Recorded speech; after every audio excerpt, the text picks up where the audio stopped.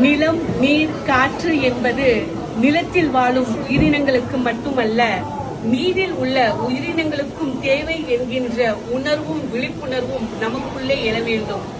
தோழமைகளே, நீரில் இருக்கும் மீன்களை கண்டால் அழகாக இருக்கிறது என்கின்ற அழகை நாம் கண்டு ரசித்து அதனை மகிழ்வுடன் பார்க்கின்றோம்.